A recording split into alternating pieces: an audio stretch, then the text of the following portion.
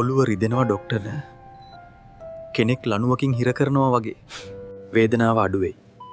Report වල නම් කිසිම ප්‍රශ්නයක් නැහැ. ඔළුවේ වේදනාව නිසා නිින්ද යන්නෙත් නැහැ ඩොක්ටර්. වේදනාව වැඩි නිසා වෙන්නේ නැති. බය වෙන්න එපා.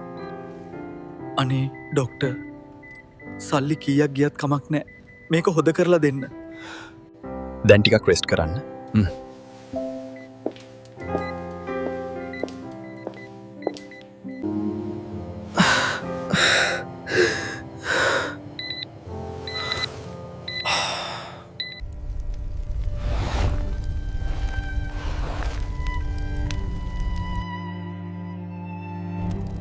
නුඹේ සල්ලිවලට නුඹව බේරගන්න බැරි වුණා නේද? නුඹේ දැනුම පාවිච්චි කරේ මිනිස්සු රවට්ටලා සල්ලි හොයන්න. මම එහෙම කරේ නෑ.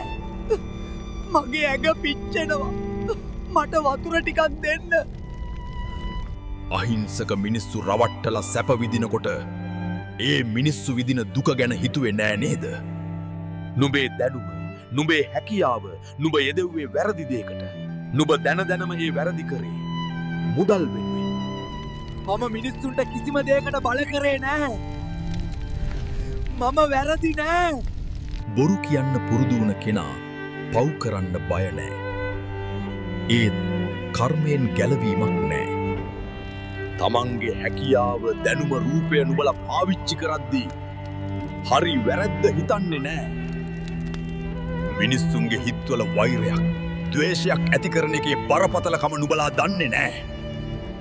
මම මිනිස්සුන්ට උදව් කරලා තියෙනවා. දන් දීලා තියෙනවා. නුඹලා වගේ මිනිස්සු ඒවා කරන්නේ හොඳ චේතනාවකින් නෙමේ. නුඹලා එතන කරන්නෙත් වංචාවක්. ජීවිතේ එක දවසක් එනවා නුඹලා අසරණ වෙන. එදාට නුඹලා පරක්කු වැඩි. මිනිස්සු ඉක්මනින් පිරිහිලා යනවා. සතර අපාය මහගෙදර කරගෙනයි ආශාවන් පස්සේ නුඹලා යන්නේ.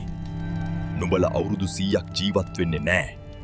ඒත් කල්ප ගණන් නිරයන් වල දුක් විඳින්න කර්ම එකතු කරගන්නවා. මට එක අවස්ථාවක් දෙන්න නිවැරදි වෙන්න. එහෙම අවස්ථාවක් තමයි නුඹට ලැබුණේ. මිනිසත් බවක් ලැබිලා.